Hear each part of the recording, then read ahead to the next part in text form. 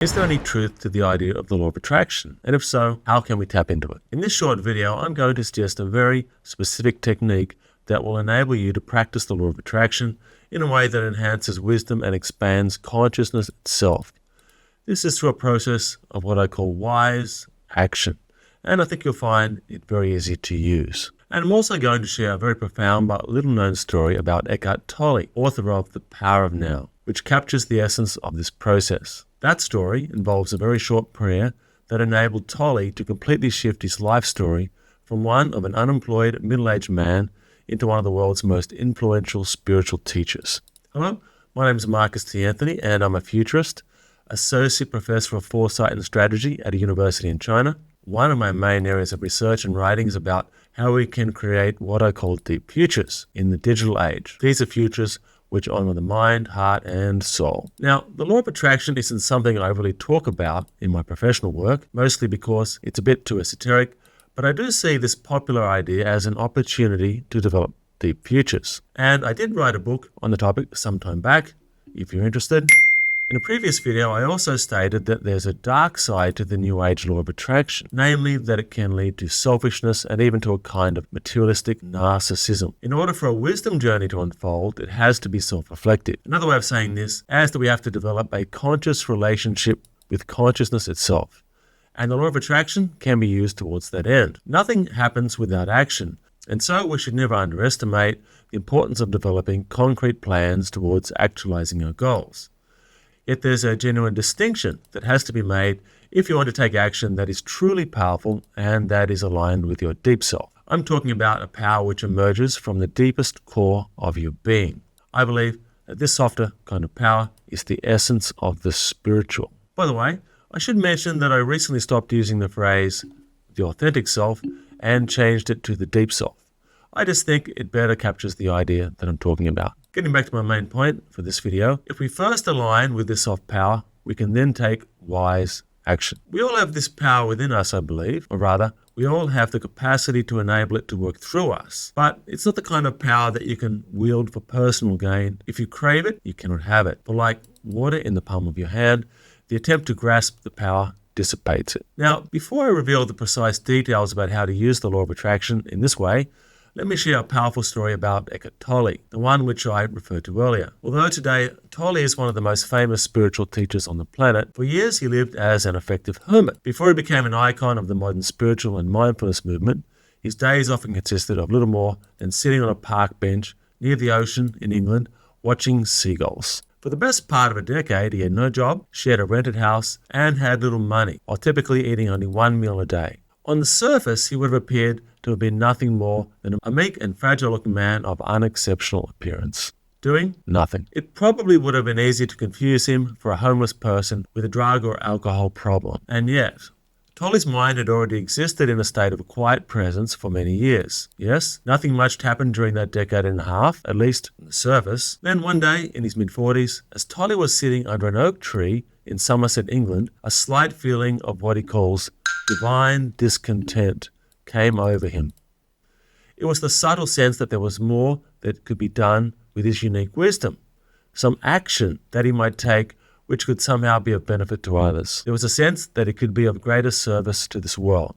To be clear, this was not the self-flagellating fear that hits many people in middle age, not me of course, the terror that life is passing them by and that they have done nothing worthwhile, or indeed become nothing worthwhile. This was a quiet inner knowing that something was required to be fulfilled. Some might call this a calling. Since he did not know precisely what this imminent calling was, or what was required to be done, Eckhart Tolle simply made a quiet prayer and asked the universe for an acceleration. Then he went home. Notably, nothing happened, not for days, nor even for months. Then, one morning, he awoke and just knew that he had to leave England and go to live in the United States. He then took action based upon the inner knowing, and soon found himself in the USA, where he wrote The Power of Now. His big break came when he was invited to make an appearance on the Oprah Winfrey Show. The rest is history, as they say.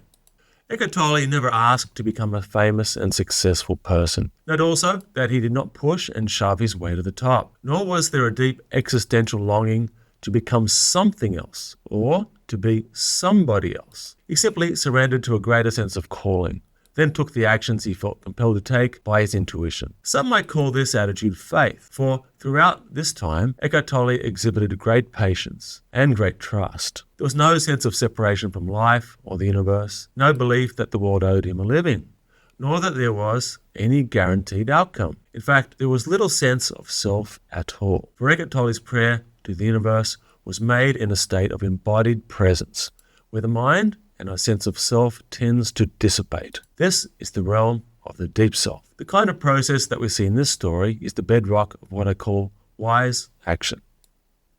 Significantly, Eckhart Tolle says that fame and success are not in themselves of lasting value to the spirit. They cannot fulfill you. Fulfillment must come in embracing life, which is only ever found in the present moment. Personally, I also believe that this is the essence of abundance, much more so than clinging to material and financial assets.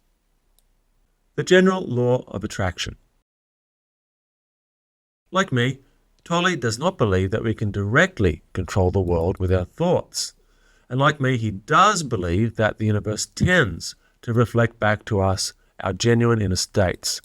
This is where my understanding differs from the New Age law of attraction, which tends to insist that we can simply believe in something enough and it will manifest itself in our lives. Instead, I believe in a general law of attraction, which is founded upon developing an awareness of the deep self and a conscious relationship with the mind and the world of experience. It's that relationship which allows us to distinguish between the voice of ego and the voice of spirit. And from there, we can consciously step towards our goals, including practicing at least some of the kinds of manifestation processes that we often see associated with the New Age law of attraction, such as mindful creative visualization. The key difference is that with the general law of attraction, as I see it, we have a more conscious relationship with those goals and the actions we take towards them. True abundance cannot be found from beyond us, from the world of form, as Eckhart Tolle suggests. It is found only in embodied presence and in embracing the now. When we are fully present, wanton desire vanishes, and there arises a spontaneous expression of gratitude and love. This is actually the true state of the human being, as opposed to the human doing or the human becoming. I found that in such a state of perfect presence, there are but 5 words that tend to repeat themselves over and over, namely, thank you, I love you. I was actually shown this once in a dream, where I saw presence teacher Leonard Jacobson walk to the edge of a high cliff before a deep blue ocean and a clear blue sky. The sun shone brightly above the ocean's horizon. Leonard Jacobson then uttered the words, thank you, I love you. Then let go and dived off the high cliff and into the water far below. Now that's what I call true prosperity, true abundance, practicing the general law of attraction. So how do you actually practice the general law of attraction? Truth is that many people who try to apply the New Age law of attraction already practice something much like the general law of attraction, then take wise action to follow through. These spiritually mature people realize that just grabbing every bit of candy off the supermarket shelf and dashing out the door to gulp it all down as fast as you can is only going to leave you very sick. So they apply an intuitive, self-reflective, or spiritual process to the law of attraction. Using genuine intuitive feelings along with wise action is very simple. The key is using wise action regularly enough to develop trust in it. Here I'm going to share a simple process you can apply whenever you're about to make important decisions, or define or move towards important goals, ideally ones that align with your deep self. In order to do the following practice, you need to decide beforehand on which goals you want to focus upon. Usually 1 to 3 goals is enough for one visualization session. Too many at one time, and you may find it becomes a little forced. Step 1. Come to presence. The first thing to do is to retreat to a quiet place, sit down on a chair or on the floor, close your eyes, and bring your mind into presence. You may like to put on some soft meditation music. Being deeply present is very important here, as desire, expectation, fear, and doubt will tend to distort your genuine intuitions, including any visionary experience you might have while deeply relaxed or meditating, such as images, words, music, etc. that come into your mind. You can permit the experience of presence simply by beginning to notice the physical or emotional feelings in your body, by paying attention to your feet, calf muscles, thighs, and working your way up the body to the very top of your head. Another way to do this is simply to sit and notice where tension is expressing itself in your body and allow yourself to breathe into that space. Typically, tension may be trapped in the forehead, neck, shoulders, lower back, or abdomen, and so on. Alternatively, focus upon your breath for a minute or two and relax. You may also like to simply witness your thoughts and feelings as they emerge into your awareness. Don't try to change them or get rid of them. Simply observe those thoughts and feelings without judgment and then return your attention to your breath. Any of these processes can bring you into deeper presence. Step 2. Creative visualization. Next, as you sit quietly within your mind, bring your attention to your desired goal. If it is a job you want to get, imagine yourself in the interview, confidently answering questions, or working happily in the place you desire. Imagine the scene as if it is happening now. This is what is known as creative visualization. Just gently persist with the imagined experience for at least 2 minutes. During the second step, pay careful attention to your inner world as you relax. Make sure you remain present. Remember, expectation, desire, and fear will tend to distort your genuine intuitions. Pay attention also to images, voices, or perhaps even music that comes into your head. I often hear lyrics and chords from songs, but everyone's different. But be careful with how you interpret these, as it's difficult to know where they come from. Subtle feelings are the most reliable ways of sensing alignment with the deep self, but this differentiation does take some practice. It took me many years to really learn to distinguish the ego from the deep self, and I still sometimes confuse the two. Just keep that in mind. Step 3. Commit to wise action. After bringing yourself out of your light meditative state, commit to actions or non-action if you choose not to pursue the goal further based on that meditation. It is a very good idea to write these goals down, as studies have shown this helps to follow through and actually do something about our goals. In particular, if you get a strong sense of an action being right or wrong, follow through and seek to create your future based on such feelings. So, in the scenario I previously mentioned, if the job feels wrong, don't apply for it. If it feels good to proceed, then send in your CV or accept it if you have a job offer. If the feelings are confused or indifferent, you might like to delay any action or repeat the meditation at a later date. As a general rule, don't commit large amounts of time and energy to imagine futures with a negative or indifferent feel to them. But this is only a general rule, as sometimes our own fears and conditioned expectations can distort our feelings. Step 4. Move forward consciously. As you take regular, clear actions towards your goals, pursue them purposefully and with strong intention, yet with a light and joyful heart, continuing to practice visualization where you feel drawn to do so. Release any expectation of the outcome. This is what is often referred to as surrender. Finally, keep an eye out for any further intuitive or spiritual guidance or synchronicities. You may get some corrections as you make your way along life's road. That's perfectly normal.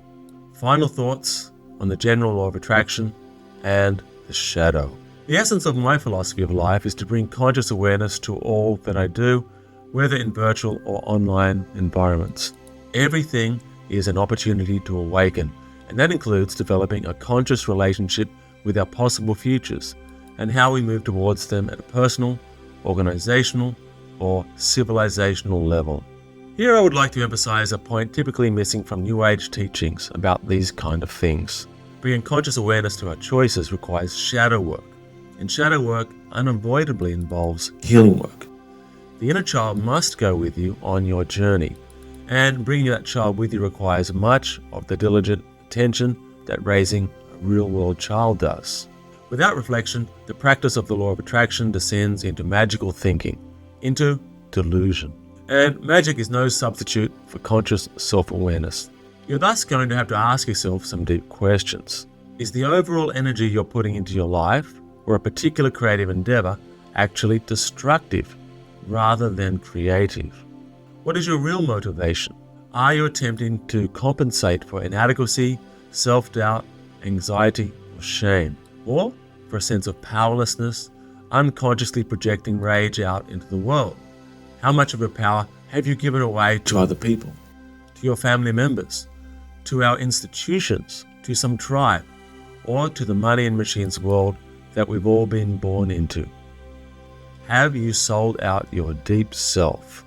Simply imagining some preferred future will not help you heal or compensate for your sense of inadequacy, nor will it enable you to love yourself fully. Without this kind of self-reflection, simply creating things that you desire will not heal you, will not bring you a sense of abundance. As the Beatles sang back in the day, money can't buy you love. A further distinction is that you can't impose your will on others or society, let alone on the universe itself. Your intentionality, your will, does not exist in isolation from the cosmos.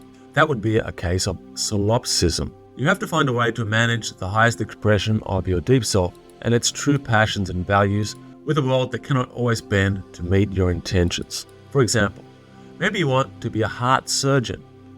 You can't just sit down and manifest that through visualization. No, it's not that simple. There will still be things that you have to honor in the world in relation to that goal. Firstly, you need a medical degree. That requires perhaps 5 to 7 years of study, followed by an internship and years of postgraduate study. Are you willing to follow through with that requirement? So be careful what you ask for, because there's always a price to pay. Therefore, there are limits to the idea of manifestation. Your intentionality will not usurp the laws of physics, nor will it simply change your society's cultural norms and laws. So you have to work within those limits and restrictions, just like everybody else. To deny that is simply delusional. So what are we really trying to do with the general law of attraction, as it isn't simply a case of manifesting our will. It's an act of co-creation. And like the Chinese idea of the Tao, we are feeling our way forward, exploring the ways that our spirit can engage in a kind of cosmic dance with creation. It's kind of like a surfer riding a wave. The surfer gets to feel the rush of excitement and joy as she mounts the wave and rides the crest towards the shore, all while feeling deeply connected to nature. But the surfer cannot simply impose herself on the forces of nature that are impacting the movement of her surfboard and her body weight upon it, even as the ineluctable force of the wave moves her towards the shore. Precisely where the wave begins and ends, she cannot choose. What she can choose is the place and time she will mount the board and the precise shifts and twists she will make as she rides the wave. She has the power to choose which waves she will ride and at what precise moment, and the attitude that she has as she's surfing it. This is much like the general law of attraction as I see it. We don't create the waves, and we can't just turn around mid-ride and start surfing backwards. The wave is going to break, and all our surfer can do is paddle back and catch another wave. That's my take on the general law of attraction and what I call wise action. As long as we bring conscious relationship to our personal futures, remembering that we're all part of a much greater whole, we will align with our deep self and avoid the spiritual trap of narcissistic manifestation. Remember, the universe is not our servant and doesn't just submit itself to our desires. Both you and I will continue to have the experience of sometimes getting what we want and sometimes experiencing rejection and failure. It's how you develop conscious relationship with outcomes, desired or not, that will determine if your life journey will be one of wisdom or something else. And remember, not to take it all too personally. That's just your ego. And please remember to like this video and subscribe to the Power and Presence channel. See you again soon in the futures.